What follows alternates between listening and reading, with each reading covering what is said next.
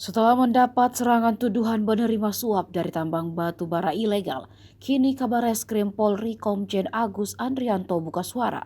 Agus Andrianto membantah tuduhan keterlibatan dirinya seperti yang dituduhkan Ismail Bolong dan para geng Verdi Sambo. Apalagi menurut Agus, Ismail Bolong juga telah memberikan klarifikasi bahwa tak ada keterlibatan Agus Andrianto dengan tambang ilegal ini. Di mana dalam video klarifikasi itu, Ismail mengaku mendapat intimidasi saat merekam video. Meski Ismail Bolong sempat mengklarifikasi pernyataannya, ex-Kadif Propam Polri Verdi Sambo dan mantan Karo Paminal Div Propam Hendra Kurniawan membenarkan soal keterlibatan Agus Andrianto. Menurut Agus, pernyataan Hendra soal laporan itu tidak membuktikan adanya keterlibatan dirinya dalam kasus tambang ilegal.